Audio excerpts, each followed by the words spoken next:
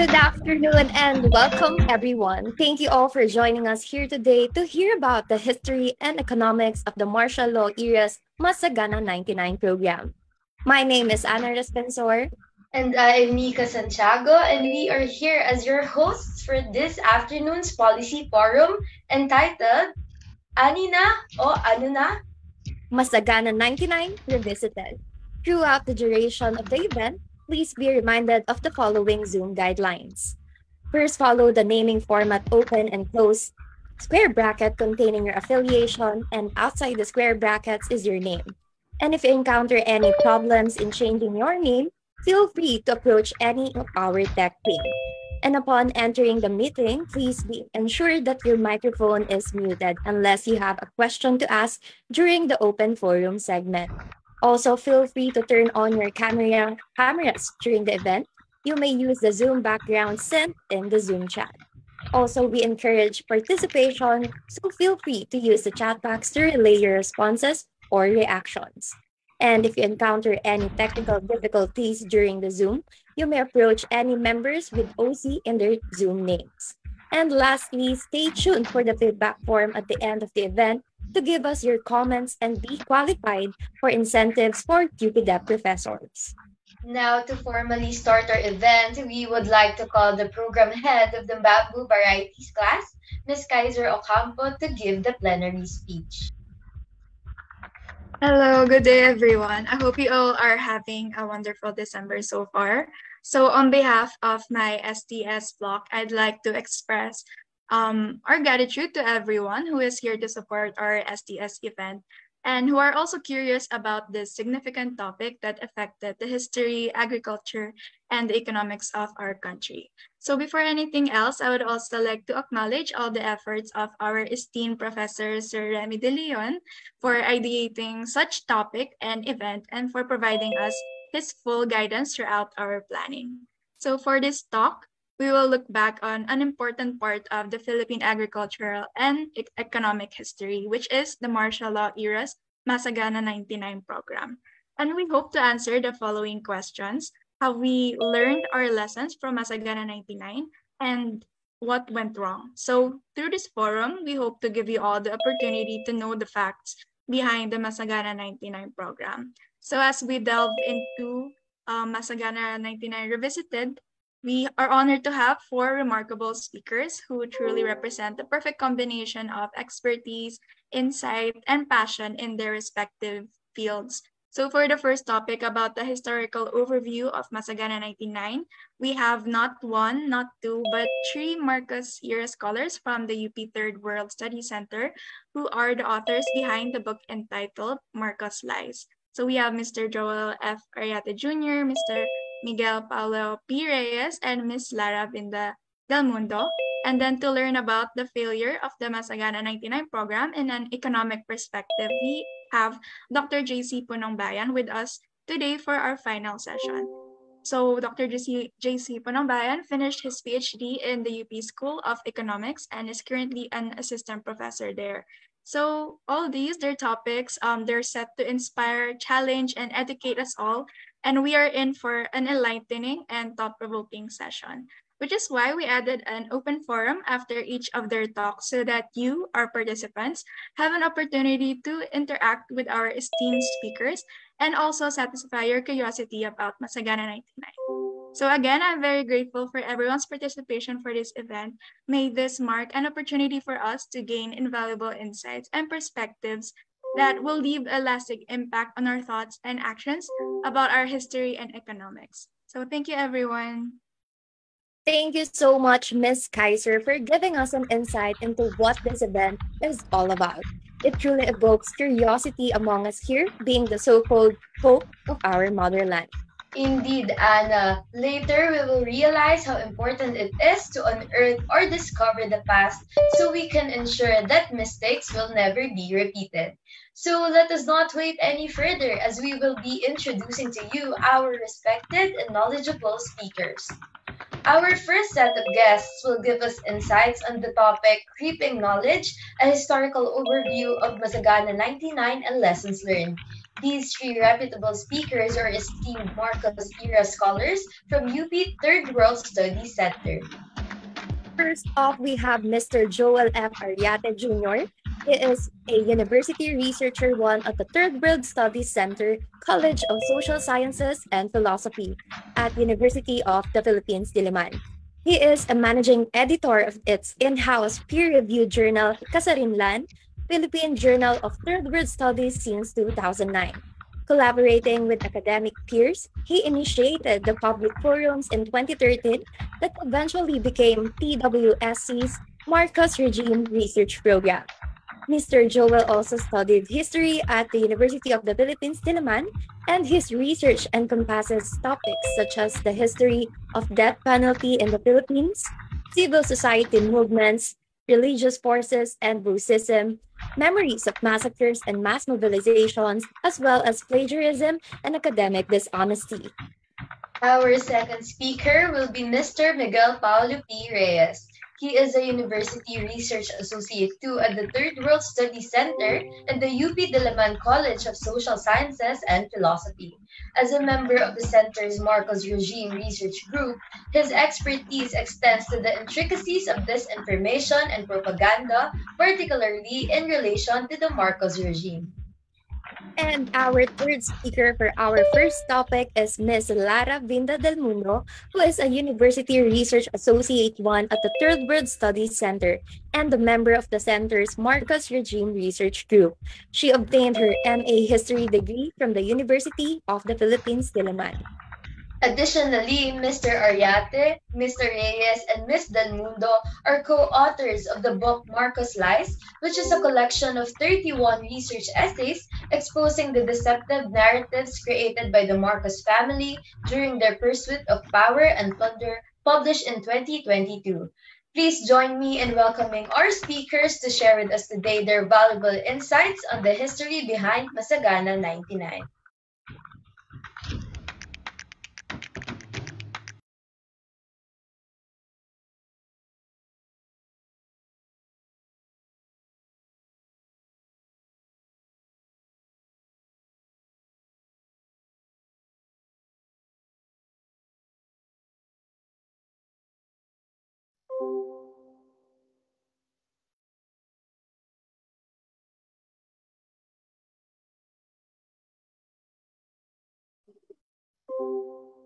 Hi. Can you see my screen? Okay. Sige. Sorry, wait lang. I have to, sorry, can you give me some time? Wait lang. Um,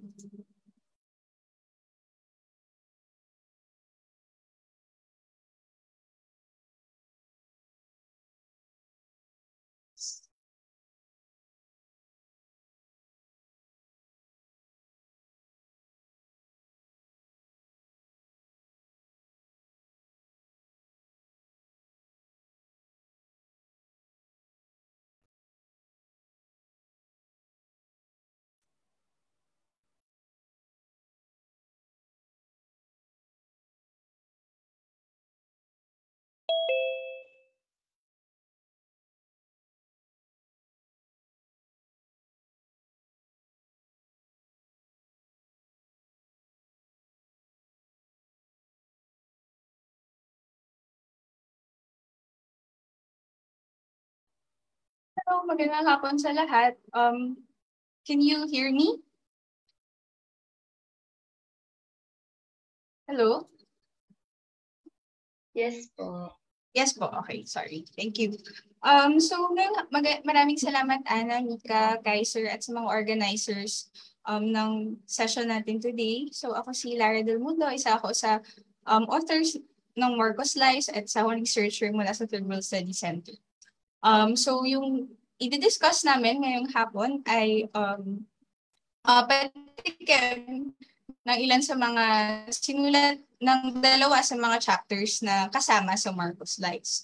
So para ngayong hapon, bibigyan namin kayo ng maiksing introduction sa Masagana 99, ano yung political value nito para sa mga Marcos, at ano yung matututunan natin sa kanilang effort para i-preserve o i-defend ang supposed legacy ng programang ito. So, bibigyan din namin kayo ng kaunting background kung bakit ba nasimula ng Masagana 99 noong early 70s at kung saan ba nagkamali. What went wrong with Masagana 99? So, magsisimula tayo sa isang short video. That's we look forward to that po. During Masagana 99 in the 70s, there was a very effective use of commercial banks, Excuse me, rural Miss banks, Lara. and even... I think wala pong nakashare right now. If ever you're sharing your sorry. screen po. Okay, sige. Sige po. This one. Can you see it now? Yes po. Yeah, that's we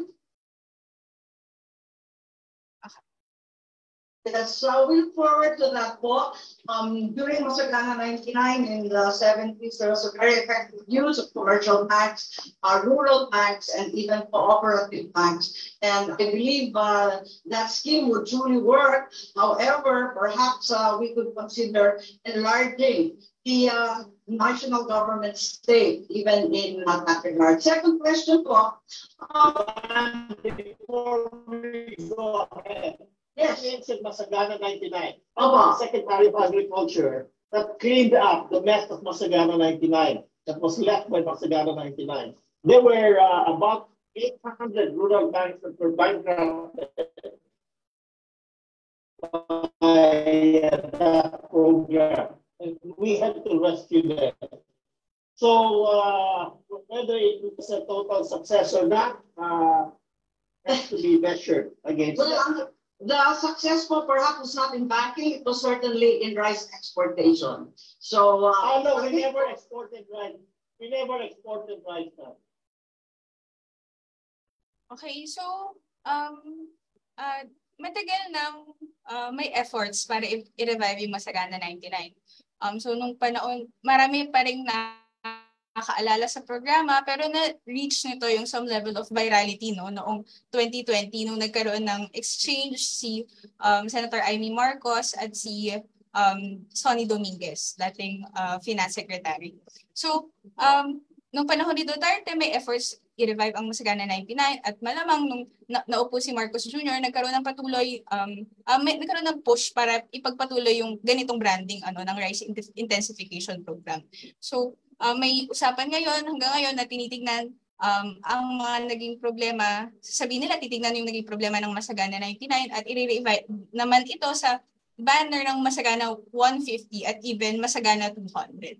So ano ba yung Masagana 99? Masagana 99. So ito ay isang technology package which involves the use of high-yielding variety of seeds, herbicides, low-cost fertilizer, and other modern agricultural inputs. So it also involves a credit scheme to make sure that the farmers can actually use the recommended technological package. So the central bank dito sa credit scheme subsidizes rediscounting facilities to both private and public credit institutions to act as stimuli for banks to channel their loans to the agricultural sector. So in theory, dahil highly subsidized na yung rates, the farmers can avail of the credit program without the need for collateral or standard borrowing requirements. So bakit ba mahalaga para sa mga Marcos na ituloy itong ganitong programa under the banner or the branding of Masagana 99? Of course, obvious ito, politically important ang rice bilang isang commodity. So obvious ito sa ating lahat. So yung pangako ni BBM na ibababa niya yung presyo ng bigas sa 20 pesos, mabigat yun. At binigyan nun ng boost ang kanyang campaign na perhaps hindi niya na kailangan. Pero mahalaga yun. At kapag tumataas yung presyo ng bigas, kapag nagkukulang yung supply, kapag nagsisimula ng pumila yung mga tao para makabili ng bigas, aaray agad yung mga tao. At ang sisi agad ay sa national government.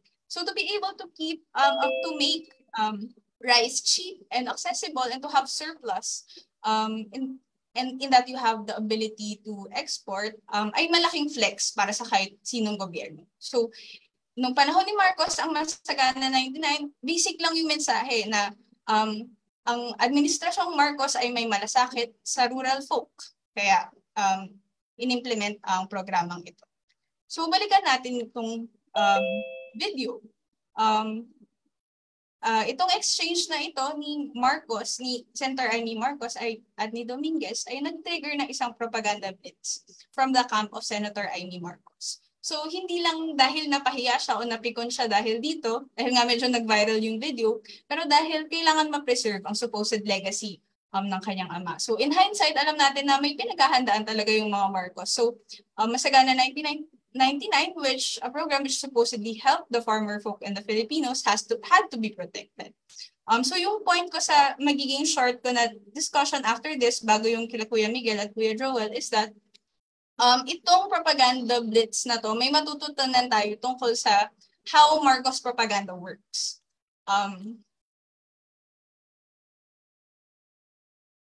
First is that the Marcoses still have strong connections with traditional media, even before, way before sila ay maupo sa pwesto. Lagi natin pinag-uusapan kung paano wine-weaponize ang social media para magkalat ng disinformation ng mga Marcos, pero sa kasong ito makikita natin na malalim pa rin yung hold nila sa traditional media. So si Amy, nag-press release siya sa mga media, una sa Senate website, shame on you, Sonny Dominguez, sinasabi niya, medyo rabid at toxic yung kanyang framing. Sabi niya, what our country's chief economic manager is really saying is that rice farmers are a pain in the budget and are not worth subsidizing. He has given up on our rice farmers ever regaining their export potential and will let unregulated rice importation do the dirty job of sniffing them out. So of course, hindi naman ito direktang sinabi ni Sonny Dominguez, pero that's how political spins work. So yung mga sumunod naman yung press release ay kinalat at dinistribute ng mga traditional or mga sinasabi mga matatawag nating tabloids tulad ng Abante Tonight, Hataw, Abante, TNT, Bulgar, Bandera at Politico. So makikita nyo dyan may templated yung kanilang statements. Ulyanin na ba si Lolo Sonny? Bakit wala kang faith sa mga farmers? So sobrang sunod-sunod yung lumabas na ganitong framing sa traditional media. So si Amy ay nag-radio interview hopping din after that. So inimbitahan siya ni Erwin Tulfo na ngayon ay DSWD secretary na. Pumunta siya sa programa ni Tony Arsenal sa isang Bulacan radio station at pinagtanggol din siya ng yumaong si Percy Lapid na may pro-Marcos tones sa kanyang programa na Rapid Fire nung nabubuhay pa siya. So early 2020s pa to. So yun, malinaw na makikita natin na yung na-trigger na propaganda blitz na strong yung connections with the traditional media. Second is that merong pretense of evidence. So for example, si Roberto Tiglao na isang, masasabi natin before na pro-Marcos pa yung kanyang mga nilalabas na mga articles, pero ngayon ay medyo hindi na. So nung panahon na to, he claimed that there are no objective studies which claimed that Masagana 99 was a failure. Of course, this is not true. There are a lot. At mababasa nyo to sa resources na maibibigay namin sa inyo later on. So itong si Roberto Tiglao, he did proceed to cite reports and academic works that supposedly applauded the achievements of Masagana 99, but he deliberately left out the criticisms of the rice program in the same works. So pipiliin lang niya, i-cherry pick lang niya mula sa mga report ng World Bank kung ano yung mga magagandang sinabi sa Masagana 99, pero yung mga criticism o yung naging failures at unsustainable practices ng Masagana 99 ay hindi niya pinalutang sa kanyang article. So medyo nagkukunwaring may ebidensyang nilalabas ang Marcos propaganda, pero hindi ito yung buong kwento.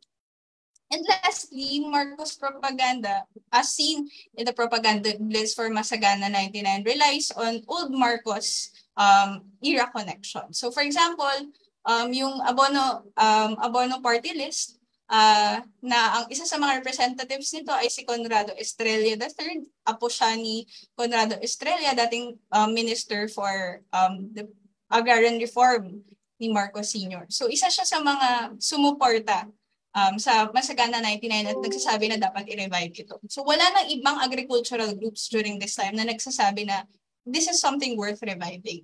So malinaw na parang nagre-rely pa rin sila para iangat ang discourse sa kanilang old connections. So itong isa naman ito, ang ginang na si Rita Gatti, isa siyang Malacanang correspondent noong 70s and 80s. Yung pamphlet niya na tinataas, dyan sinasabi na nakapag-export talaga tayo ng rice nung panahong ito at mabuti at maganda yung naidulot ng Masagana 99 para sa mga mamamayan at para sa mga farmers. Ang argument niya dito actually, sabi niya, dahil nalathala ito, ibig sabihin nangyari talaga ito. Hindi naman ito malalathala kung hindi ito totoo. So yung pamphlet na ginagamit niya ay, ang title nito ay The Marcos Truths. So ito ay supposedly ay authored ni Imelda Marcos herself. So of course she will say that Masagana 99 is a success. So the point that I'd like to make or would like to make today is that the spin that Aimee used to defend his father's legacy was rabid and toxic. So with one swing of her wand, Aimee branded Dominguez as an old senile government administrator who hates farmers. Of course, we don't know if it's true or not, but the point is that Senator Aimee Marcos spent so much time and effort and money, government time, defending Masagana 99, but 3 years later, nothing concrete has ever come out of it. The point that we'd like to make here is that if we really have to revive the agricultural program under the Masagana banner or the Masagana branding, there must be a serious and genuine reckoning of what it really was and what went wrong in its implementation. So dito naman sila Kuya Miguel at Kuya Joel yung nagbibigay ng insights. So maraming salamat. Kuya Miguel? Hello. Pasensya na multi-site ang aming presentation. Kaya, okay ba? Naririnig ba ako? Okay. Next slide. So, kanina may exposition tungkol dun sa propaganda network. Tumulong para magkaroon ng kwento na kumakalat hanggang ngayon na okay yung Masagana 99. So, mas titignan natin ngayon yung kasaysayan ng Masagana 99. Yung litrato dyan sa gitna, you might have seen this before. Ito yung one of the visuals that usually accompanies the claim na either si Ferdinand Marcos ang nag-establish ng International Rice Research Institute or na Tatak Marcos talaga ang pagtugon sa ating mga problema sa agrikultura. Yung katabi niyang litrato sa kanan, si anak ni Ferdinand Sr., si Mr. 20 pesos per kilo himself, Bongbong Marcos, naisip na may propaganda value nga itong pagre-reproduce ng o pagre-recreate ng photograph na ito. Kasi doon naman siya magaling. Of course, yung IRI was established in 1960, well before maging presidente si Ferdinand Sr. And di naman natin talaga siya ma-attribute sa any particular Philippine politicians. Usually nga, sinasabi natin ay it was actually established by the Ford and Rockefeller Foundations at the time. Noong 1961, huling SONA ni President Carlos P. Garcia, binanggit niya yung IRI, sinabi niya, the establishment in Los Baños of the International Rice Research Institute will make the Philippines the center of scientific efforts to improve the industry that produces all of Asia's staple food. Hindi ko alam yung impression na yun ang rice daw ay staple all throughout Asia. Anyway, next slide please.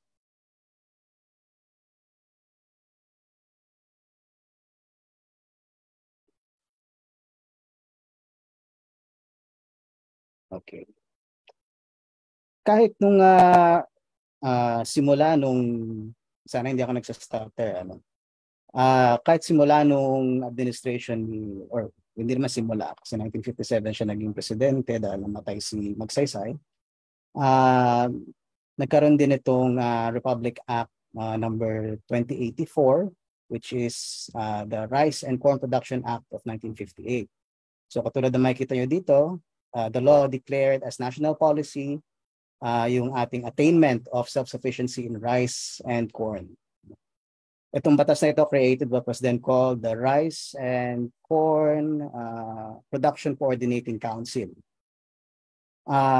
Hindi pa makikita dyan sa batas na yan na it's also a national policy na maging rice exporting country tayo. That comes later. Next slide. Okay. Garcia tried to, pasensya na ako yung nightmarish na presenter na naglalagay ng bloke-bloke ng text tapos binabasa. Garcia, sinubukan niyang ma-re-elect noong 1961 elections. He failed. Ang naging successor niya was from the other party, si Diosdado Macapagal. Regarding agriculture, ang naalala ng karamihan tungkol kay Macapagal ay dalawang bagay. Land reform, but a very limited variety. Ang basic na ginagawa niya ay from land tenancy ay leasehold. So not exactly ownership transfer. The other thing ay rice importation. So ito ay galing sa kanyang last SONA, the palay growers being assured of an adequate profit and incentive by the government's price support policy. Yan, it's our duty to assure the consumers rice and corn at all times at prices within their reach. At ang solusyon nga para magawa yun ay importation. Next slide.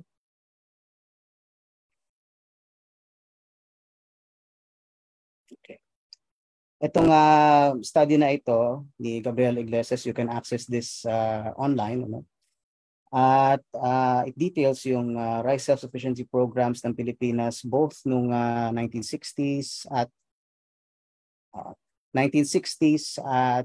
early implementation ng Masagana 99 program ng early 1970s. Binabanggit dito na yun nga, yung importation ng rice was quite significant noong Macapagal administration. And this was a point that was used against Macapagal by the Senate president at the time who was running for president, Ferdinand Marcos. So sabi ni Marcos, he promised to mount a massive program to attain rice self-sufficiency during the 1965 election campaign. He charged Macapagal with sabotaging the domestic rice program by allowing the heaviest importation of rice. It's an appeal to nationalism. Pwede mo ikabit-kabit yan dun sa supposed Filipino First Policy, economic nationalism na kinakabit dun sa kanyang partido at the time. So importation of rice not only drained precious foreign currency reserves, it also helped foreign farmers at the expense of Filipinos, according to Marcos. And then even before he was elected president, meron na siyang kinumission na study para sa rice self-sufficiency, which was headed by UP College of Agriculture Dean Dioscoro Omali. Next page. The study was completed. The elections were in November 1965. So naging president-elect na si Marcos by November. And then nakompleto yung study na yan, which you can also access fully online around December 1965. So again, according to the study by Iglesias and also browsing through the study, you will see na a lot of what will eventually be implemented during the first term of Ferdinand Marcos Sr. in terms of increasing our rice output, sinisimulan na noon. Nandun na yung plan, tapos meron na rin pagsisimula nung implementation ng ilang suggestions nung Rice and Corn Production Coordinating Council. Next slide. Ayan nga, no? This is also in connection dun sa parang anti-importation stance na ina-adapt nila. Although, of course, we still needed to import rice. Si Macapagal, noong 1964, he created what was called the Rice and Corn Administration. Primarily, ang intent ay oversee yung rice importation nga. And then one of, not within the first year of Marcos's term, he abolished yung Rice and Corn Administration and parang pinalakas yung existing Rice and Corn Production Coordinating Council. Among the other important things na nangyari noong 1966, as you may know, yung IRI nga was able to develop high-yielding rice varieties. That's one of the most significant developments that led to a significant increase in rice production. Next slide. Sensya ko may naririnig kayong pusa. Okay. Depending on who you ask, yung person you would attribute, you can't really attribute it to a single person, pero depende sa propaganda, they would attribute it to either Rafael Salas, Paeng Salas, or Marcos himself, yung pag-increase nga ng rice production and pagkakaroon nga natin ng supposedly rice self-sufficiency at least noong 1968. Paeng Salas was executive secretary and he was also designated by Marcos as the action officer ng rice self-sufficiency program nung first term niya. And going back to the study by Iglesias, sabi niya, despite various issues, the president happily announced ng kanyang penultimate na SONA that self-sufficiency in rice, based on projections at the time, projections pa lang, had been attained. Tapos nang tinignan yung actual statistics, meron nga, may excess nga. And supposedly, we even exported very small quantity ng excess. Okay, next slide. The US, at least based dito sa CIA, declassified CIA intelligence memorandum na ito, dated August 1968, were not that convinced na ganun ka-revolutionary, pero significant strides pa rin naman talaga. In their opinion, the miracle rice seeds, depende daw yung future widespread use yan nga, kailangan pa rin ng increased use nitong fertilizer, water, pesticides, which of course their corporations can provide. And yan nga, contrary to press reports, hindi pa naman daw talaga self-sufficient. Parang ang tingin nila at time was anomalous pa lang yung na-achieve ng late 1960s. Next slide. Nevertheless, katulad ng pagsabi na mas marami akong kalsada na napagawa kumpara sa aking mga predecessor, mas marami tayong bigas na naitatanim at ang ating crop yield ay nasa taas. Nagamit ni Marcos lahat yan para sa kanyang 1969 re-election campaign. And he was re-elected, partly because of those claims ng achievements, but more importantly dahil nga sa guns, goons, and gold. Next slide. Yan nga, no? Even before he was re-elected, he was touting that he had achieved rice self-sufficiency in rice and corn, and he created the National Food and Agriculture Council. Later on, he would also create the National Food Authority. Sige. That said, yun nga, somewhat tama naman yung US analysis, but medyo anomalous nga. Hindi pa siya, mahirap pa siyang i-reproduce yung success na yun ng 1968. Especially noong 1972 to 1973. Largely dahil sa maraming disaster affecting rice production. Yung mga pagbaha nga. Just before the declaration of martial law, a few months before, merong bagyo na ang sabi ay 40 days, 40 nights daw hindi umaalis sa Pilipinas, causing widespread floods dun sa Central Luzon, sa ating rice bowl. And then, nagkaroon ng tungro, yung disease, and then drought. So a lot of that caused extreme rice shortage in 1972, 1973. So they thought up solutions. So these are two takes by the same person, several decades apart. Si Kenneth Smith, bahagi siya ng USAID.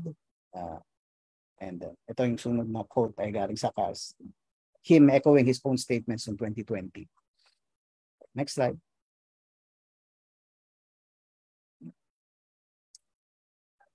Yeah. So, ang head of Secretary of Agriculture at the time was actually Agriculture and Natural Resources yata, was Arturo Tangco.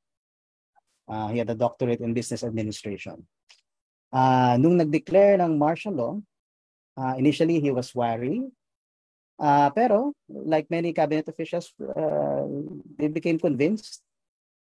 Parang it's the myth of authoritarian efficiency. Mas marami magagawa kung ang decision making is concentrated basically on one person. Or at least kung ano yung mga gusto nilang ma-implement, mas madali kasi ang dami kang kinat out na mga kasama sa proseso. So let it not be said na Tangco did not know the political implications of his participation sa mga martial law era programs. Next slide.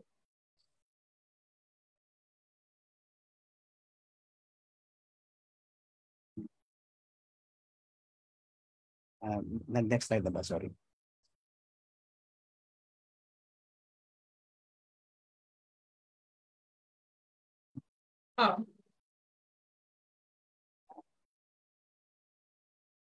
Sorry, the screen, hindi nagbabago yung sa akin, pero the next slide should be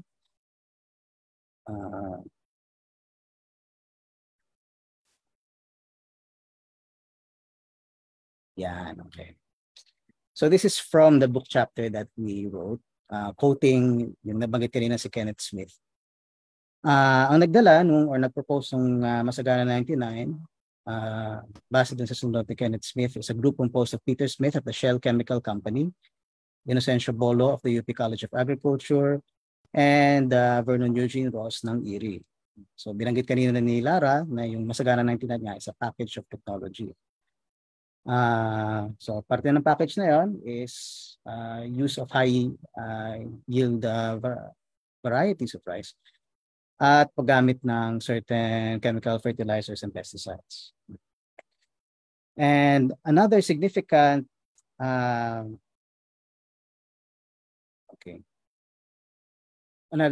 feature of Masagana 99 was money. It was may credit program na ang initial funding galing nga dun sa United States Agency for International Development and also the World Bank. So, the central bank passed the funds on initially through a loan sa PNB and rural banks. It then provided extensive support through rediscounts of loan papers obtained by the PNB branch and the rural banks. So funds flowed very fast. That's from Mahal-Mangahas. So there was a lot of money. And yung mga ibang features na Masagana 99, yung paggamit ng fertilizers, high yield varieties, rice intensification, identifying particular areas which would probably yield better yields, irrigation, etc. Were all common features of previous rice intensification programs at hanggang ngayon din naman. And also yung modification sa credit. Pero mas maraming credit na ginawang available ang Masagana 99. And supposedly, mas madali. Palaging sinasabi, as will be discussed by my colleague Joel later, na ang Masagana 99 daw was a credit program where you can borrow without collateral. Okay. And from that, sorry, meron pa pala akong mga additional slides. Mabilis na lang, sorry.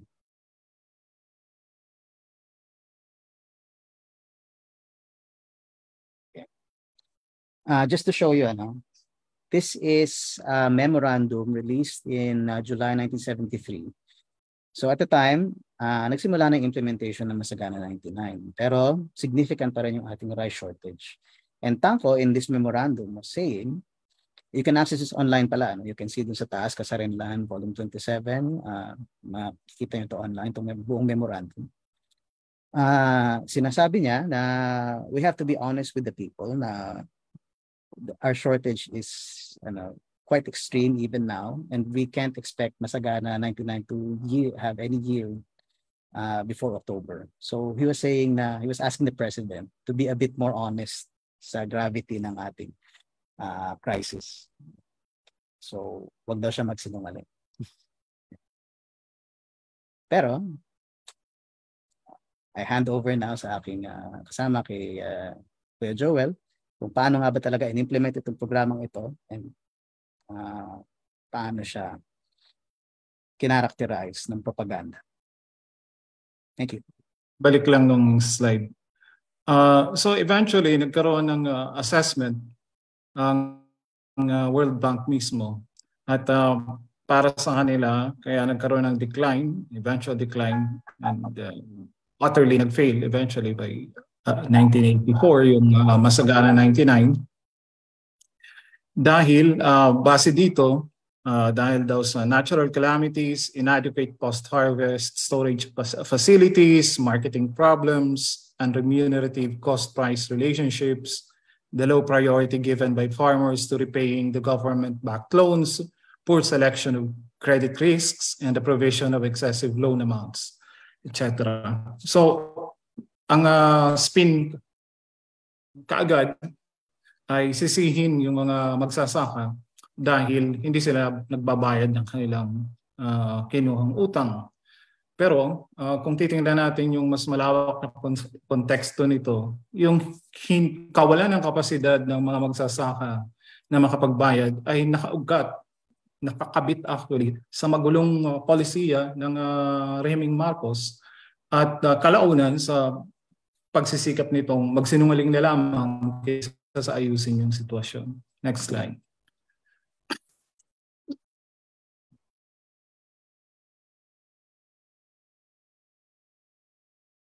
So, kung bubuurin yung mga nangyari, una nagkaroon ng subordinated yung agricultural and economic objectives sa scoring cheap political points. Kasi dahil nga hindi na masingil-singil yung mga utang, dahil wala namang kapasidad yung mga magsasaka, ayon sa pagsusuri ng mga scholar, naging fund transfer.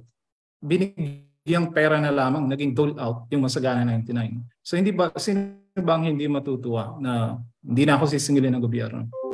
Pero yung ganong sentimiento ay maraming aktor na nasa likod. Halimbawa sa pagsasabing hindi na ako sisingilin ng gobyerno, nandiyan din natural yung mga rural banks na hawak ng mga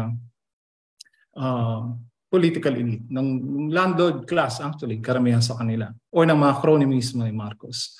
Tapos, paiba-iba rin yung gustong maabot sa Masagana 99. Ang gusto ba ay magkaroon ng isang sistema ng pagpapautang para sa mga magsasaka, or ang gusto ba natin ay lumago ng lumago, tumaas ng tumaas yung produksyon, o gusto ba natin na mas tumaas yung kita ng mga magsasaka? So iyan lang ang tatalakayin ko ng mas maigi mamaya-maya. And of course, nung nagka-problema na nga, true to form, at ito palagi ang ginagawa ni Marcos, at malamang ito rin ang natutunan ng kanyang uniko iho, mag-propaganda na lamang tayo. Diba? 20 pesos na bigas. Nagkakaroon ng ceremonial selling. Hindi ko alam kung saang bansa pa sa mundo may ceremonial selling ng 20 pesos rice. But of course, dito sa atin. Okay. So, tingnan natin isa-isa itong mga issue na ito. Or posibleng mga paliwanag kung bakit nabigo ang Masagana 99. Next slide.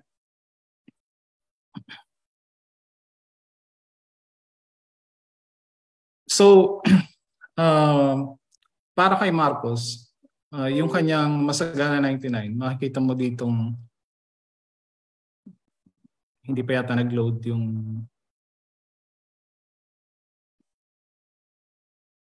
Okay. So, para sa kanya, katulad ng makikita dyan, nagkikreate siya ng bagong uri ng magsasaka. No? Magsasaka na sa unang pagkakataon daw ay tungtong sa bangko na itong grupo na ito ng mga magsasaka ay magiging independent and so on and so forth. Of course, ito ay yung side ng gobyerno noon. Dahil, yun nga, dun sa unang punto na binigay natin, next slide,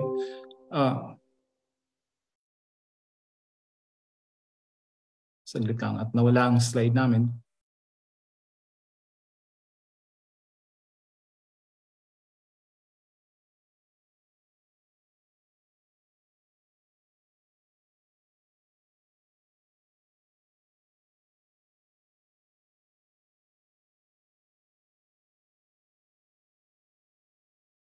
Anyway, habang hinihintay na bumalik, dun sa unang punto, ng agricultural and economic objectives subordinated sa political goals niya. So nagkaroon ng mataas talaga, very extensive na notion ng patronage at populist appeal. Yun nga, hindi na talaga kinuha yung or hindi na pinilit na magbayad yung mga magsasaka.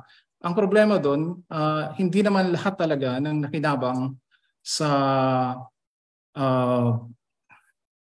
Masagana 99 ay lahat magsasaka. Nagkaroon, ito ay napatunayan ng mga pag-aaral noon at lumabas na rin sa mga balita na yung mga kasapakat ng mga rural banks ay in a way nagkakaroon ng mga fake borrowers. Gumagawa sila ng mga pagpapautang sa mga taong kakutsaba nila at doon binibigay ang pera. So yung perang galing sa kanilang rural bank ay bumabalik rin lamang sa kanila na natural kailangan patubuan at bayaran ng gobyerno. So yung hindi pagsingil sa mga pautang ay pakikinabang hindi lamang ng mga simpleng magsasaka kundi ng mga mas naka-entrenched na political actors. Tapos hindi rin mawaglit kaagad sa isipan ni Marcos na itong Masagana 99 gamitin rin natin para mapacify yung mga tao. So kung saan mataas ang interaksyon ng mga CPP, NPA, etc. Doon din binubuhos ang mas maraming pagpapautang. At nung panahon din ito, para mas magpatuloy yung kontrol ng mga Marcoses sa daloy ng pera, yung presidente ng Rural Bankers Association sa Pilipinas ay kinakailangang yung mismong kapatid ni Imelda Marcos, si Bejo Romualdez. So sa ganung paraan, natatrack nila actually yung daloy ng pera. Hindi ko alam kung pwede na bang gumalaw yung slide. Sa ganung paraan, natatrack nila yung pera at alam ng mga Marcos na tagilid yung kalagayan. Pero yun na nagawa nilang ispin ito para maging dole out na lamang, maging mas positibo. Kasi pag tinanong mo ngayon yung mga matatandang magsasaka na, isasabihin, yun na, dahil sa Masagana 99, nakabili sila ng radyo o nakatungtong ulit ng sabungan or yun nga, nakapagpaaral sila ng mga anak. So, ganun yung sentimiento noon. Pero yun nga, yung nag-avail ng Masagana 99 loans ay eventually nag-plummet dahil hindi maayos yung proseso kung paano ito babawiin. Dahil hindi rin malinaw sa gobyerno kung anong gusto niyang gawin talaga. Na gawing isang negosyante yung magsasaka or pataasin yung produksyon. Pwede namang hindi sila mutually exclusive pero sa panahon yun, dahil sa walang malinaw na struktura, lumalabas na kailangan piliin nila yung isa. Next slide.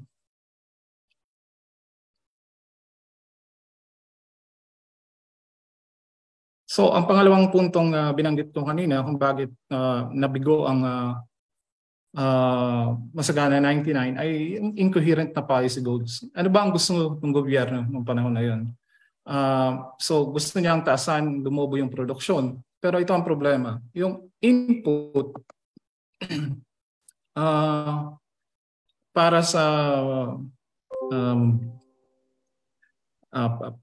agrikultura, para sa pagsasaka, ay kinakailangang bilhin sa labas. So kahit, yun nga, palagi nilang pinahalandakang nag-export at some point. At a loss actually yung export na yon. At yung export na yon hindi kayang i-offset yung napakataas na pagbili natin ng agricultural inputs, in particular fertilizer, mula sa ibayong dagat.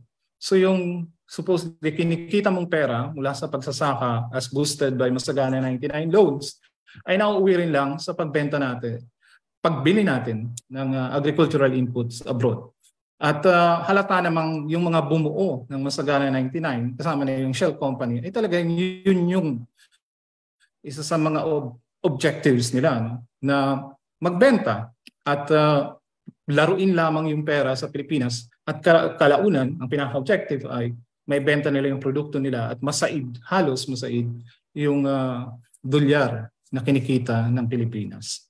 So makikita dito na eventually yung Pilipinas by 1984 ay napilitang mag-import na rin ulit. So ngayon doble-doble na yung tagas kumbaga mula sa dolyar sa reserve ng Pilipinas. Kinakailangan mo yung dolyar para bumili ng palay ng bigas sa ibang bansa. And at the same time, nagpupumilit ka pa rin na isulong yung Masagana 99. So yung agricultural input na kinakailangan mong bilhin abroad ay pataas pa rin ang pataas. And eventually, yun na nga, by 83-84, nasa isang matinding political crisis.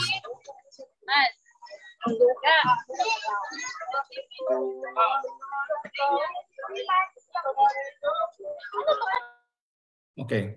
Nasa isang crisis political na yung Pilipinas. So hindi na talaga nagkaroon ng anumang pagsasaayos pa dito sa programang ito. Next slide. Kaya nga ang next slide, natapos na natin tingnan ito. Sabi ng propaganda material ni Marcos noon, yun na nga, para sa kanila mananatili at dapat mas palaguyin pa yung Masagana. Pero yung datos mula sa pera na pampatustos dito, mula dun sa hindi pagbayad ng mga utang, ay totally nagdi-disagree dito sa rosy projection. Next slide. Kaya, ang resort ay, yun nga, kinakailangan nating mag-angkat ng bigas. At sinubukang ulit na i-repackage. Ano? So, mayroong policy effort coupled ng spin, may propaganda rin. So, nagkaroon later part sa panahon ni Marcos, yung Masagana 99 ay tinawag na Intensified Rice Production Program, pero napakataas na ng interest na kailangan bayaran ng mga magsasaka. So wala nang pumatos dito. But eventually, nung gumagawa na ng mga propaganda materials yung grupo ni Marcos, yun na nga, isang punto lang ang paulit-ulit nilang binigyang diin. Aba, nakapag-export tayo ng bigas. At ang ideya ay kung nag-export ka ng bigas ay may sobra ka nito. Pero ang hindi binabanggit na kahit may sobra yung bigas noon, binibenta yung bigas at a loss at yung kinitang dolyar mula doon ay mas mataas pa yung pangangailangan para bilhin yung phosphate para sa fertilizer na kinakailangan. And idagdag ko rin na nagkaroon ng matitinding pagbabago sa environment ng mga lugar kung saan naging very extensive yung practice ng Masagana 99. Doon sa binanggit na memo ni Miguel kanina, ni Arturo Tanco, by 1977, talagang inaamin na nilang yung Masagana 99 ay nag-trigger ng preponderance ng pests sa iba-ibang lokalidad dahil tinarget mo yung isa dahil sa mga bagong herbicides, doon nag-create ka ng bagong uri ng environment kung saan may panibagong pests na hindi makontrol ng mga chemical implements na kasama ng Masagana 99. So isa rin yan kung bakit inayawan ng mga magsasaka yung ganong uri ng practice dahil nakita nilang mas tumataas yung gastos at may utang pa sila sa bangko. So yung realidad na yun ay natural, kailangan burahin. Kaya sabihin, ang pinaka-importante, nakapag-export tayo ng bigas. Kung babalikan natin yung sagutan ni na Aimee Marcos at ni Dominguez noon, yun lang yung sinamantalang punto ni Amy. Sinabi niyang na mali si Dominguez na hindi totoong hindi tayo nag-export ng bigas.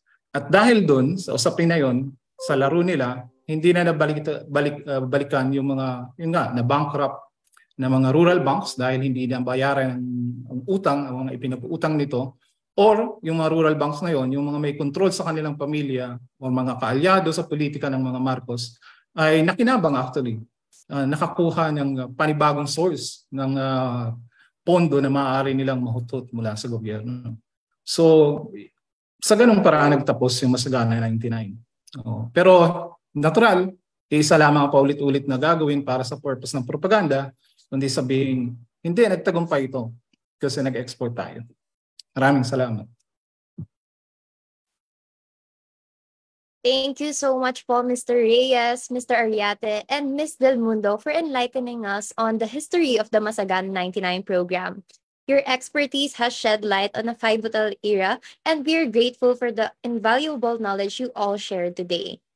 I agree with you, Anna. Truly, we are fortunate to have had these intelligent speakers with us today.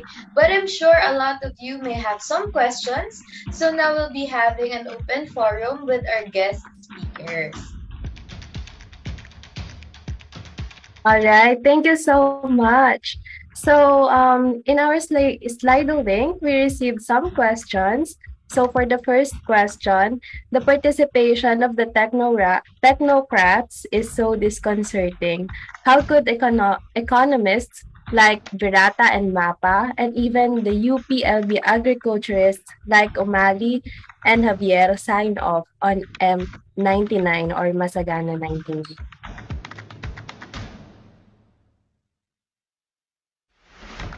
Ako na lang siguro, quick response lang, nabanggit ko kanina yung parang notion ng parang authoritarian efficiency or yung pag wala nang pag natanggal yung ilang mga barriers towards implementation of mga dream programs of some of these technocrats. That's what they were saying, ostensibly, wag sa mga retrospective account. There's one you can publicly access, I think, dun sa NHCP, yung recently naglabas sila ng isang archive ng mga downloadable materials. May makita kayo doong librong In Dialogue. It's like the technocrats of the Marcos regime. Some of them discussing among themselves kung ano yung karanasan nila bilang mga Marcos technocrat. Doon sa aming website, ditadura.upd.edu.ph, may makita rin kayo mga transcripts ng mga transcripts ng mga interview ng mga technocrats.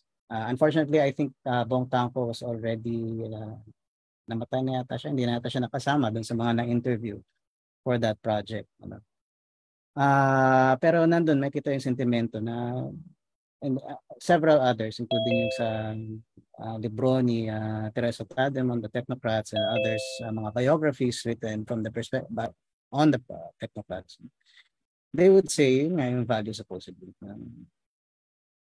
magagawa yung mga hindi magawa noon na meron kang legislature that would check you all the time or certain bureaucrats na harangin ka because authoritarian na ang regime. Pero yun nga, kung gano'n, how do you really know that what the program you're implementing is really the best, really studied as well as it should have been before implementation? Kasi the only person you have to convince is the dictator. Natural, yan ang problema sa ganung system. Well, hindi mawawala yung possibility na nagkaroon din ng mga pecuniary benefit. Yung ilan sa kanila. Especially those who had private business interests. Pero I don't have the sufficient material to discuss that. So yun. Thank you for that po, Mr. Miguel. And due to time limitation, we'll be accommodating one question na lang po. And the other questions that was sent po we'll email it to you na lang po. So that concludes our open forum for the first topic.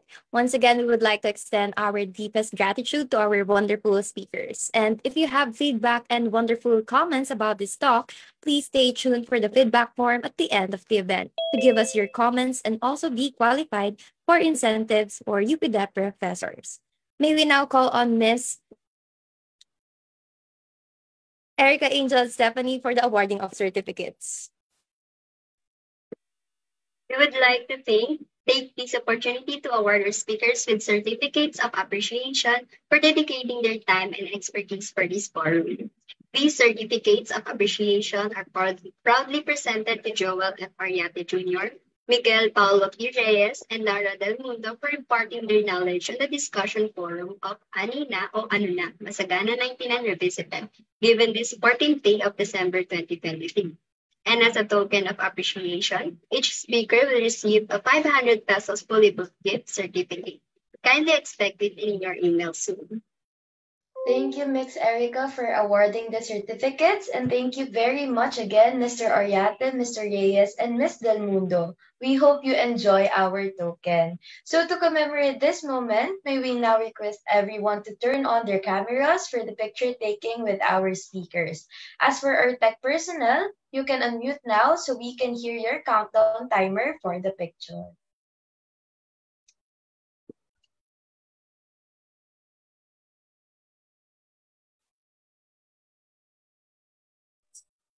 Requesting anyone po is available to please turn on their cameras for picture taking.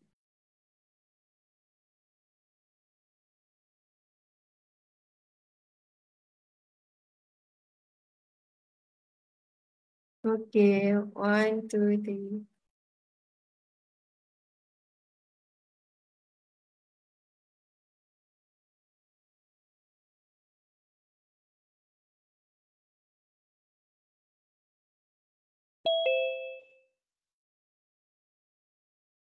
Thank you. Maraming salamat. Thank you so much po, Ale. And we've just experienced a remarkably insightful hour, right, Mika? And of course, Anna, we also want to express our gratitude to those attendees who are still with us tonight because they continue to really stay engaged and connected with us. Yes, and having concluded our discussion on the shortcomings of the Masagana 99 program, our next speaker will impart to us new plans of action to tackle the challenges in the country's agricultural sector. So for our next speaker, he completed his PhD at the University of the Philippines School of Economics in 2021, where he also graduated as summa cum laude and valedictorian in 2009. Recognized for his excellence in economics, he received the Jose Encarnacion Jr. Award and the Gerardo P. Sicat Award for Best Undergraduate Thesis. With a diverse professional background, he has previously worked at the Securities and Exchange Commission, the World Bank Office in Manila, the FEU Public Policy Center, and the National Economic and Development Authority. Dr. Punong Bayan's research interests span macroeconomics, Philippine economic history, education economics, and development economics. He also contributes a weekly economics column to Rappler.com and is a co-founder of Usapang Econ, as well as a co-host of the Usapang Econ podcast. His first book, entitled False Nostalgia, The Marcos Golden Age Myths and How to Debunk Them, was published by Ateneo University Press in February 2023 and is currently in its fourth printing. Let us all welcome ang taong punong-puno ng karunungan, kahusayan at pag-ibig sa bayan, Dr. John Carlo Punong Bayan. Hello everyone, good evening. Can you hear me? Hello, yes, oo. Pasensya na kayo guys kasi nasa sasakyan ako ngayon, naabutan ako ng traffic. So I'll be doing the lecture in a van.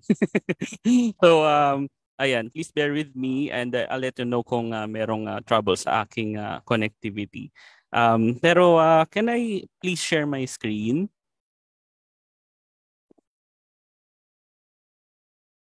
Radio co-host na po.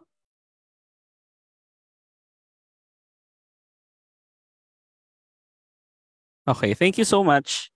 So actually I've been listening to the lecture of our friends from the UP Third World Study Center, and I should say that it's very comprehensive at in fact they already touched on many of the points that I'm going to discuss. So I'll try to streamline my lecture para doon na lang sa mga hindi pa masyadong na-cover na mga topics. So I'm here this evening to talk about the economics of Masagana 99, and very important topic in the sense na very timely, and meron kasing proposals to revive Masagana 99 and introduce new incarnations like Masagana 150, 200. So kailangan talagang balikan ano ba yung nangyari dito sa Masagana 99. And excuse me, I'll focus on the economic aspects of it. So just like the previous presenters, so a bit of an overview from an economic perspective, and why specifically it failed, and what lessons we can draw from the old Masagana 99. So I'll be relying a lot on the 1981 paper of Professor Manny Esguerra of the UP School of Economics, who did his master's thesis on Masagana 99, and remains to be one of the authoritative discussions about the economics of that program. And in the early stages of Masagana 99, actually, it aimed to be quite comprehensive, and the main overriding objective is to achieve self-sufficiency, as noted by earlier scholars. And of course, Masagana 99 comes from the miracle rice, and the fact that miracle rice could produce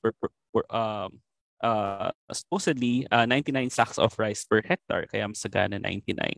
But later on, it evolved to be an agricultural credit program. And there was greater emphasis on this. And there was a view back then that the lack of agricultural credit or pautang sa mga small farmers was a critical constraint to farm productivity. And a huge part of Masagana 99 came to focus on agricultural credit. Pero later on, dito din nanggaling yung marami sa mga failures and the pitfalls that led to the demise of that program. So actually, when I was a student of Professor Esguerra, I took his subject on the economics of incomplete markets and informal institutions. Basically, what this is saying is that there are certain markets that don't exist for one reason or another, and specifically halimbawa yung market for credit for small farmers, kasi at least in more rural settings, ang laki kasi ng risk when you kapag magpautang ka sa mga small farmers with small land holdings halimbawa. So to begin with, may mga markets na hindi nag-exist, like the market for agricultural credit. So that serves as a constraint for rural development, and parang yung lack of that ability to access formal loans. Halimbawa, yung mga small farmers, hindi sila makalapit sa mga commercial banks. Halimbawa, kasi they would require collateral and proof that you will be able to repay. Kung collateral, then paano ka makakakuha ng pautang, di ba? So, kaya walang mga ganong klaseng or hindi marami mga markets for agricultural credit. So ito yung isa sa mga tinatawag na market failures na tinatry na i-resolve or isupplant or isupply nitong Masagana 99. So many of the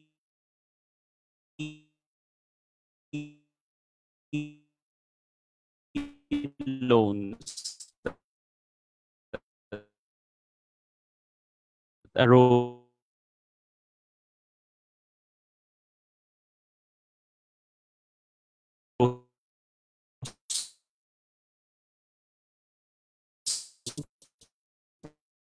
from Masagana 99 were loans for farmers to be able to purchase inputs to agricultural production. And from 4.3 billion in agricultural loans was given to farmer borrowers. So where did Masagana 99 fail? So in Professor Esguerra's subsidies, so that many credit institutions can overly risk many banks to be able to lend was essentially a subsidy, and that was a crucial part of the program. And the subsidies came in the way of interest rate subsidies. Basically, yung interest rate, di ba, we know that to be for borrowings. So pag mataas ng interest rate, tapos nangutang ka, malaki yung babayaran mo na amortization, halimbawa. Pero pag mababa yung interest rate, so hindi ganun kalaki yung kailangan mong bayaran na amortization. So Masagana 99's subsidies came in the form of reduced interest rates. Mas mababa yung kailangan mo na bayaran na interest kaysa kung humiram ka halimbawa sa mga commercial banks.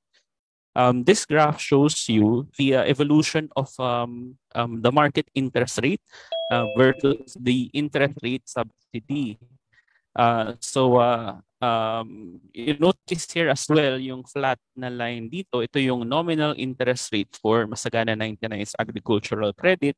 And you can see yung difference between the market interest rate as well as the nominal interest rate of Masagana 99 that represents the interest rate subsidy in terms of so yung mas mababa yung kailangan mong bayaran and na interest rate, and you can see here how it evolved across the different phases of Masagana 99 from about 1973 up until 1980. One of the challenges is that, for example, 0.06 billion pesos in subsidized loans given out by Masagana 99, actually about 2/3 of that accrued to credit institutions.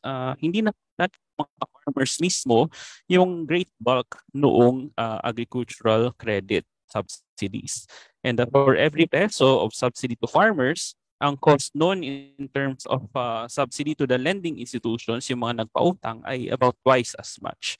So, isa yun sa mga naging pitfalls early on ng Masagana 99 na ostensibly it's going to help farmers, pero ang nag-ending, sa ending ay karamihan sa nag-benefit or large part of the benefits went to the agricultural credit institutions. The second point is that too few beneficiaries benefited from the subsidy, and sabi ni Masagana 99 achieved little in terms of reaching the majority of its target beneficiaries. Meron tinatawag na fund diversion. So only about about a third of the total credit subsidy reached Masagana 99 supposed beneficiaries, and a lot went to the credit institutions. Yung mga rural banks, so even if merong subsidy, yung mga rural banks, many of them encountered problems still kasi over time, nagkaroon ng mataas na non-repayment rate. Ibig sabihin ay hindi nakabayad ng utang nila yung marami sa mga farmers. So for many reasons that we'll discuss later, pero this proved to be a huge for lending institutions themselves. And at the same time, marami sa mga lending institutions, they grew lax when it comes to administering the funds. Basically, marami sa mga rural banks, halimbawa, na involved dito sa Masagana 99 ay they lacked liquidity. Ibig sabihin, they were constantly short of cash by the end of the banking day, halimbawa. And it was quite frequent for them to borrow from the central bank. So kapag ka bangko ka, tapos by the end of the banking day ay kulang ka ng cash and in relation to the reserve requirement ratio or yung requirement ng central bank na dapat meron kang enough na pera by the end of the day. Kung kulang ka, pwede kang humiram sa central bank. Credit institutions that were involved in Masagana 99 had to resort to these, to the borrowings from the central bank. At tawag dun ay rediscounting facility. This graph shows you yung amounts involved when it comes to rediscounting availments, yung hiniram essentially ng mga bangko mula sa central bank. And ang laki niya, especially later on in the 70s, ang laki niya compared to the actual loans granted. So ito yung mga actual na pautang nila, mas maliit kaysa dun sa mga hiniram nila mismo mula sa central bank. So this gives you an indication na hirap sila sa pera they couldn't really cover many of the agricultural loans they were giving out. Hindi nila nababawi yung marami doon. So lagi silang nagkukulang ng pera. So this is one of the seeds of the crisis when it comes to the failure of many institutions involved in Masagana 99. The third issue is that yung kasing mga subsidies, proportional sila doon sa laki noong farm operations ng beneficiaries. So naturally, kung mas malaki yung farm mo, mas maraming subsidies kang makukuha. So isa din to sa mga pitfalls ng Masagana 99 na supposedly tutulungan niya yung mga small farmers, pero karamihan ay napunta doon sa mga large farmers. Malaki yung kanilang operations. At the same time, meron yung mga tinatawag na fictitious farmers na on paper, beneficiary sila pero actually wala namang palang ganung klaseng farmer. So ang laki din ng extent doon, about 11% of beneficiaries were said to be fictitious. And among the actual borrowers, a little over 2/3 were small farmers. So in terms of total numbers, so mas marami pa rin yung small farmers who benefited from Masagana 99. Both as mentioned, proportional yung mga nakuha nilang subsidies sa laki ng kanilang farms.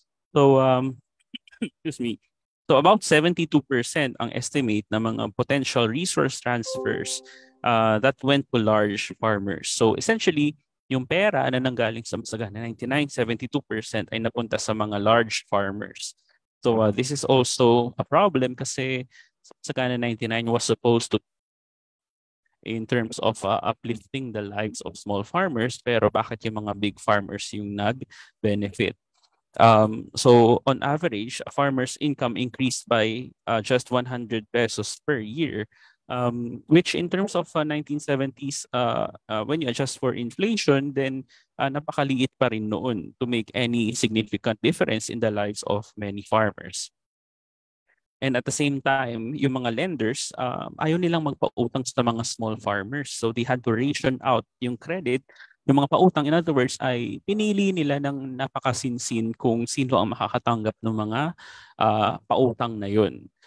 Kasi they were very fearful na kung basta-basta sila magpautang, edi hindi makakabayad yung marami sa kanila. So they had to ration it out carefully.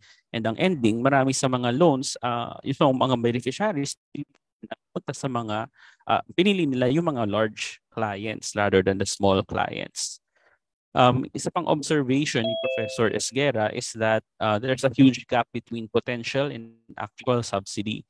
Kasi bukod doon sa makukuha mong loan, so may pera ka matatanggap, kailangan mong magbayad ng interest, of course. Pero other than that, meron pang service charge, meron pang transactions costs. So halimbawa, kung beneficiary ka, you are required to make contributions sa tinatawag na Barrio Savings Fund as well as Barrio Guaranteed Fund.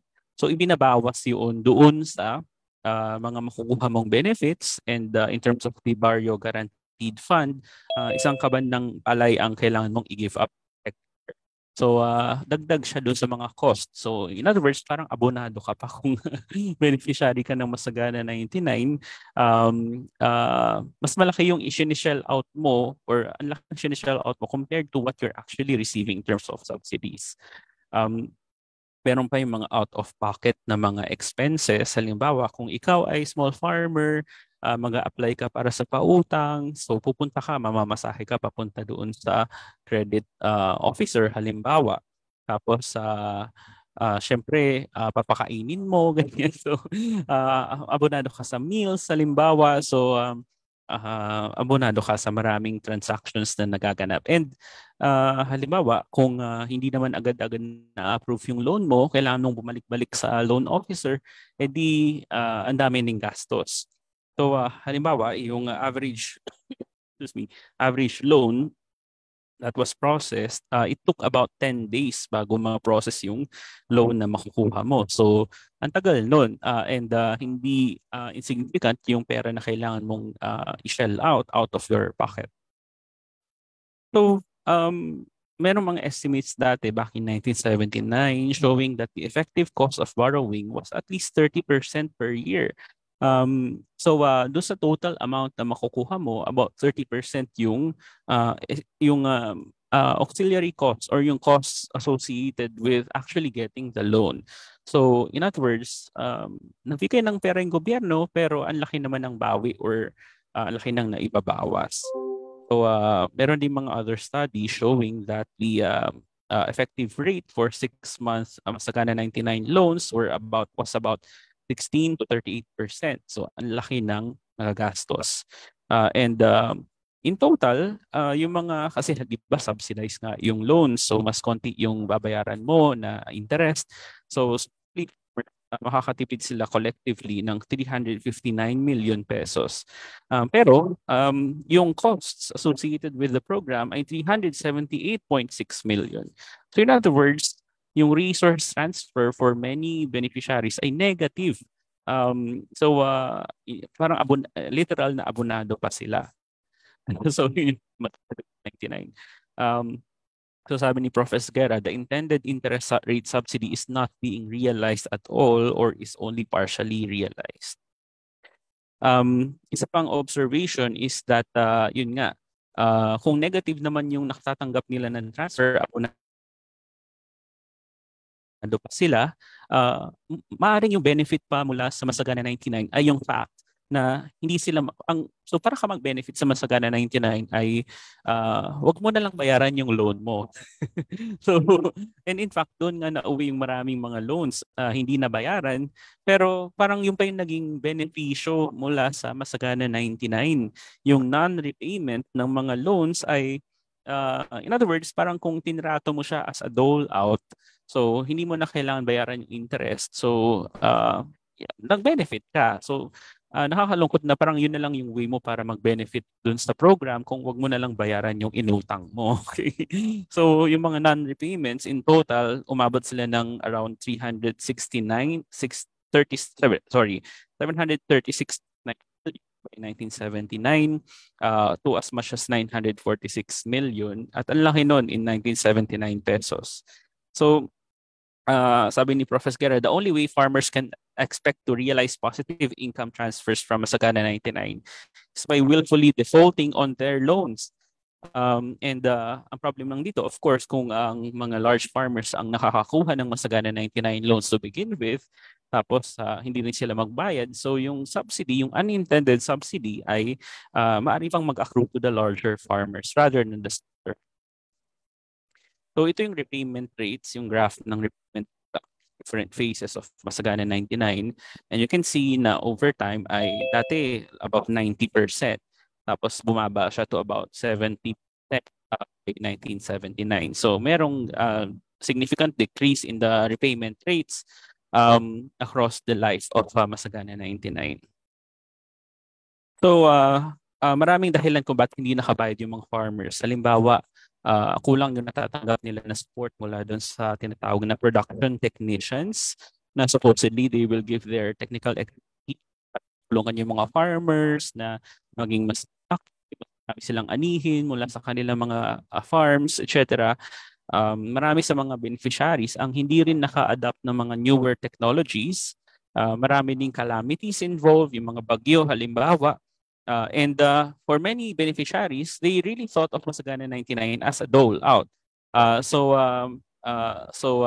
meron talagang intention or parang at least parang impression na hindi nila kailangan bayaran yung mga inutang nila.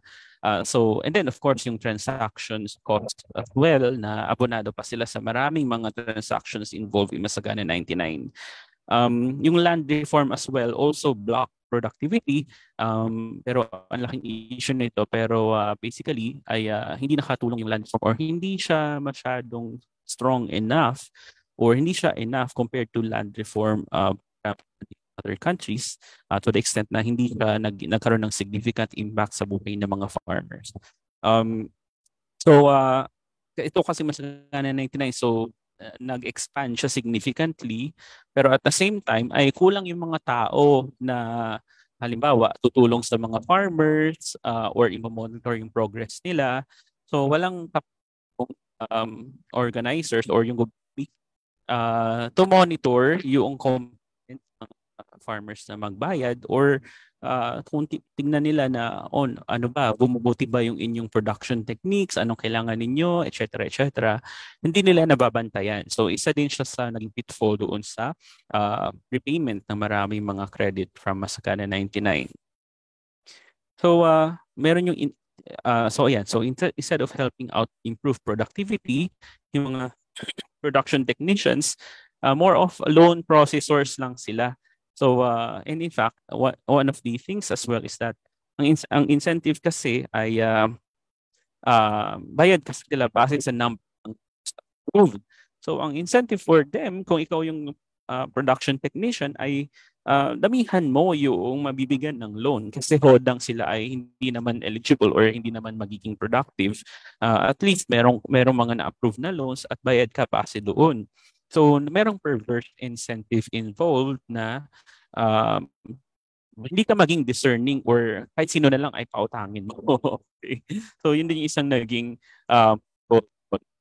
so in terms of as a to promote equity, hindi naging effective talaga yung Masagana 99. And in fact, naging expensive siya ng bonggang-bongga. Dahil, yun nga, hindi naging sustainable yung execution ng Masagana 99. Okay, so I think yung main lesson from Masagana 99 is that you cannot just subsidize agricultural credit without improving farmers' productivity to begin with.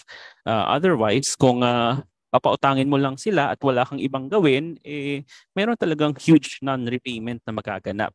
And in which case, magta-transform yung program mo into a dole-out rather than an agricultural credit program. So, isa to sa mga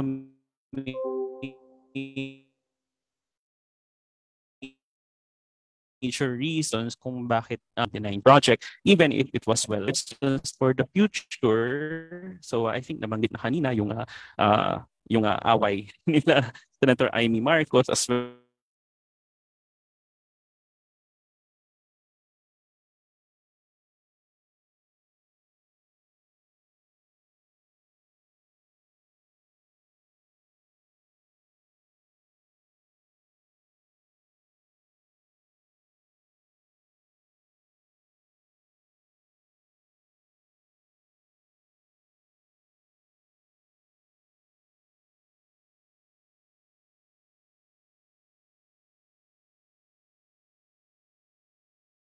let's see second teka lang.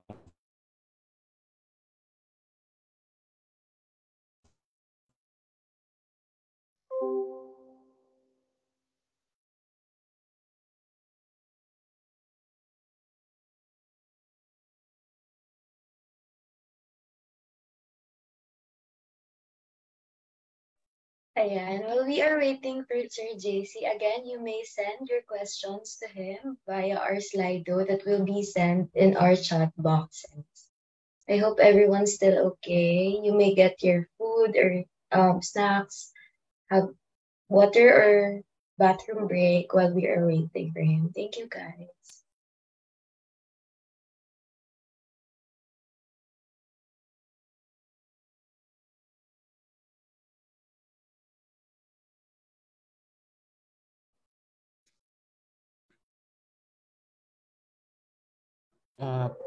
Perhaps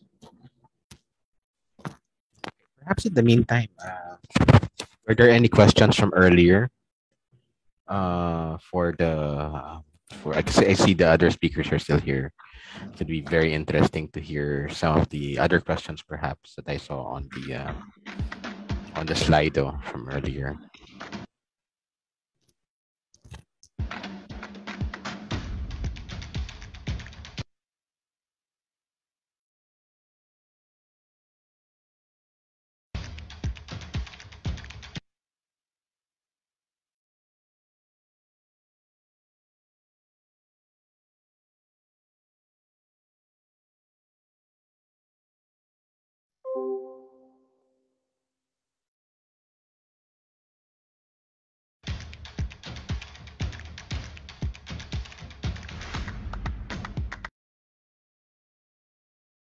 Hello, hello. Hello, can you hear me? We hear you loud and Opo. clear.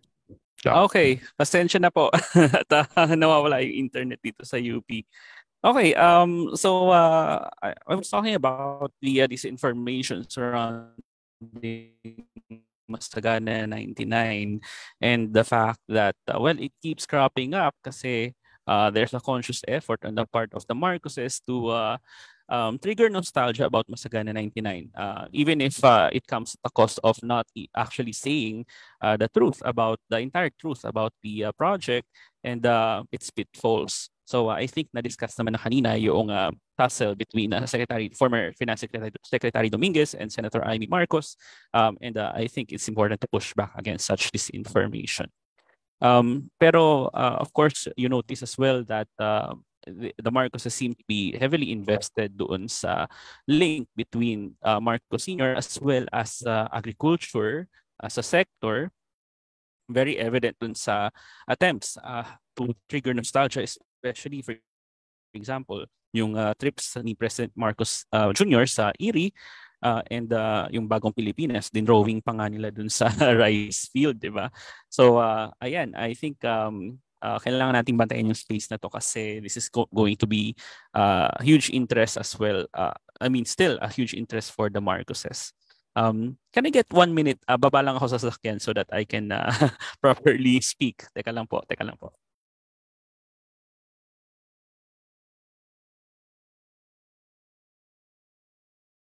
So again, while waiting, if you have questions, you can send it in to the Slido link sent in the Zoom chat.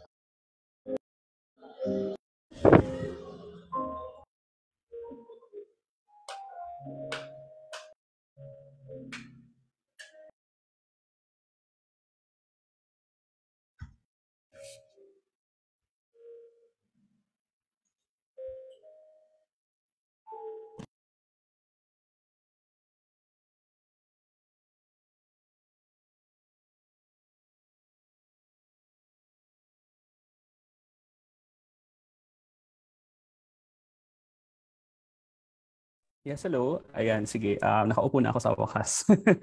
So, ayan. And then, itong signing of the new Agrarian Emancipation Act, I think meron din silang photo dito trying to show how a similar measure in the past was signed in the presence of stakeholders, etc. So, I think yun na, parang very obvious na meron silang agenda to really revive or trigger nostalgia about the time of Marcos Sr. So lessons for the future.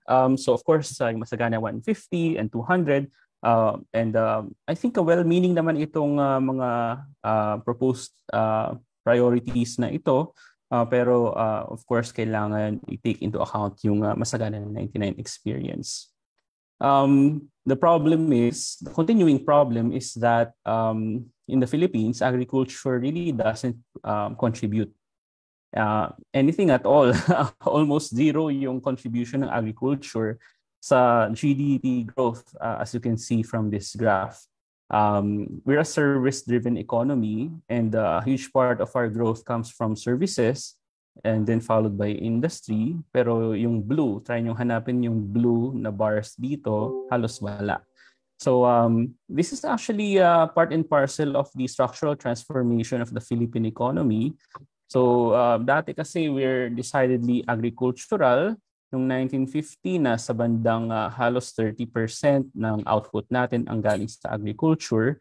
Pero ngayon, fast forward to 2022 ay out of 100 pesos of output ay 9 pesos na lang ang galing sa agriculture. And even back in the 1950s, you can see here that we're already a service-driven economy. So never time naging agriculture in the sense na majority ng economy natin ay galing sa agriculture. Except of course siguro centuries before this, pero at least in the 20th century, we were never an agricultural economy in that sense. Even the labor force shifted decidedly away from agriculture into services. Dati, lagpas kalahati ng mga workers sa labor force ang nasa agriculture in 1970, but fast forward to 2022, for example, 22% na lang. Industry didn't change so much, but services, you can see dito napunta ang maraming mga tao. So you're most likely to find people in services rather than agriculture. Globally, you can actually see that agriculture share declines with income. So as countries become more prosperous, the share of agriculture in total output really declines. So hindi naman siya, something that is unusual na hindi na tayo agricultural economy. Pero what this says is that even if you're no longer agricultural, ay hindi ibig sabihin na pabayaan mo na lang si agriculture. You can still be you can still be quite productive in agriculture, halimbawa with mechanization, with climate-resistant agriculture, and many other interventions. Kahit na halimbawa sa US or sa Singapore or sa Japan, agriculture share is really quite small, pero hindi naman nagugutom ang mga tao. So hindi mo naman kailangan na Singapore, halimbawa, ano bang agriculture ng Singapore, pero hindi naman sila nagugutom, okay, despite the lack of large tracts of land for agriculture.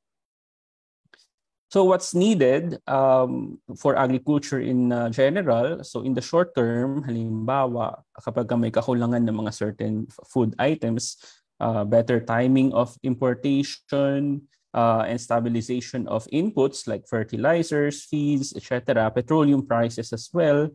But in the long term, interventions like climate-resistant agriculture, greater government support, but not in the form of subsidies, but more public goods like cold storage facilities, infrastructure, logistics, R&D, etc. Di ba si current agriculture secretary, ang focus daw niya magiging logistics, which is good actually, is a step in the right direction. Competition as well should be promoted by clamping down on smuggling and other anti-competitive policies, and more data to inform agricultural policies. So I think ito yung mga kailangan mag-focus, and I think yung lessons from Masagana 99 offer many lessons for where agriculture should be headed in the 21st century. Okay, I think that's it. Ipa-plug ko lang saglit yung libro ko, A False Nostalgia, The Marcos Golden Age Myths and How to Debunk Them. Kakatapos lang ng 4th printing. So if you haven't any copy yet, nasa Shopee and Lazada. And hopefully soon sa fully booked as well. Yun lang po. Thank you so much. And pasensya na sa connectivity ko. Ngayon lang ako nakaupo. Thank you so much as well, Mr. Punong Bayan, for that astute talk on the economic perspective of the Masagana 99 program. Your talk not only highlighted the economic setbacks and their implications, but you have also sparked critical thinking about the topic's broader effect and significance, especially for our rice farmers. I agree with you, Mika, and we are really fortunate to hear firsthand Dr. Punong Bayan's insights and expertise about the lessons we should learn from the Masagana 99 program. And once again, it is now time for our open forum with our guest speaker, Mr. Punong Bayan. So some questions from the audience have been posted in our Slido link. Although due to time constraints, we can only accommodate one question. Ayun, so for the question for Mr. Punong Bayan is, have you seen the Masagana 99 and Economy of the Philippines under the Marcos dictatorship articles on Wikipedia? How do you feel they should be improved? Well, I actually haven't seen yung Wikipedia articles on it. Kasi meron namang other better references when you want to learn about it, like Professor Esquera's paper, and even the research of our friends from the Third World Studies Center. So I haven't yet checked, pero as far as I know, I think when at least when it comes to other aspects of the Marcos dictatorship, meron talagang concerted effort to revise yung mga Wikipedia articles. And in fact, this has led to certain movements to try to fight back against such disinformation. Yung mga keyboard warriors na constantly binabantayan yung mga edits sa mga Wikipedia articles at pag may lalabas na disinformation, kino-correct nila promptly. I'm not sure to what extent that still happens. I think it still does, pero certainly more aggressively before. Pero ayun, that's one way to combat disinformation. Pero of course, you need to be technically savvy and you devote really time and energy to fight in that way. There are many ways of fighting disinformation surrounding the Marcoses. Pero I think it will be a continuing project in the years to come. Ay, thank you po. Last question na lang po. The problems you described with Masagana 99 financing seems to have echoes in the problematic implementation of the Comprehensive Agrarian Reform Law. So, any lessons po for how to fund smallholder farms? When you talk about agrarian reform, I think ibang talk pa yan. Ano? I think kailangan ibang forum pa yan. Marami ding issues dyan in terms of the economics of it.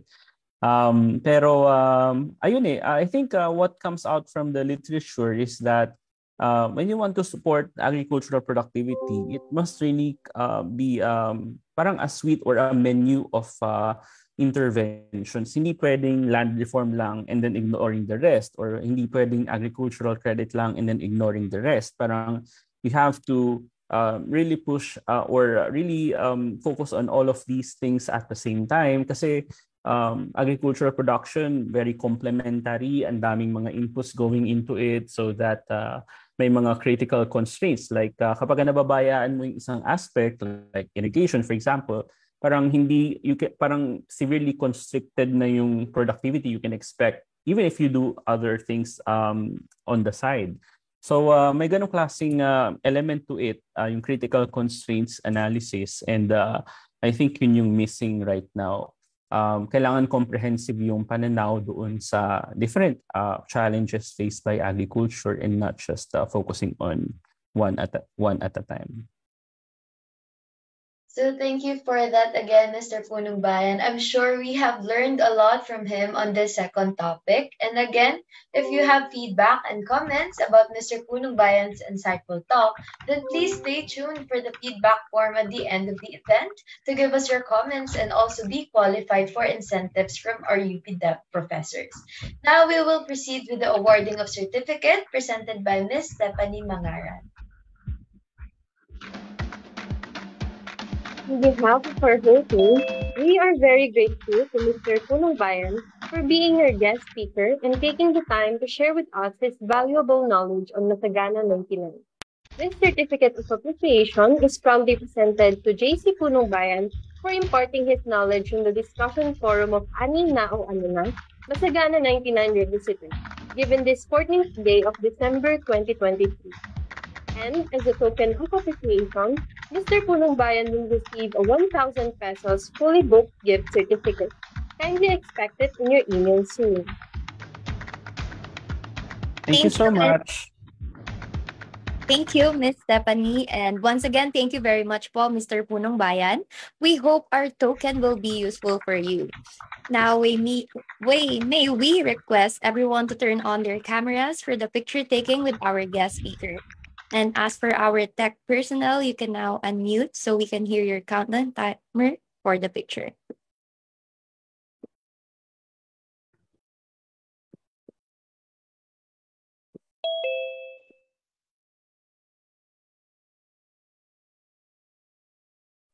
Kindly turn on your cameras po if you're available. Give us a countdown so we know when to smile. We'll capture now.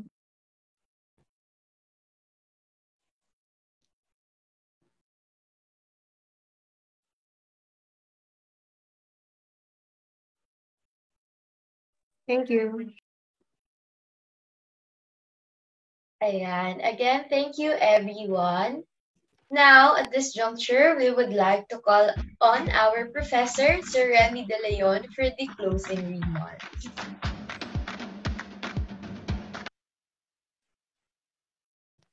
All right. So thank you very much to your hosts and thank you to our speakers. Your names, of course, have been constantly in my news feeds for the last 7 years since the burial. So it's very nice to finally meet you. It's virtual. Given the constant risk of being red tagged, I hope you don't mind if I recognize you just using your first names, Miss Lara and Mr. Miguel, Joel, and Dr. C. As a volunteer writer for the Bantayan ng mga Bayanihan, I've been wanting to meet you all for the longest time. So this turns out to be the first opportunity, and I'm so very happy today, to be honest. As a UTLB graduate, and more specifically a former prof at the UTLB College of Development Communication, talking about Masagana 99 is sort of in my blood. It has been a strange and painful experience to see the agricultural sector be cramped out and made the subject of propaganda. Yet again, the way it is with Masagana 99 being brought out by the current administration for its propaganda purposes. So thank you to the STS class for taking up the challenge of doing a forum on this topic.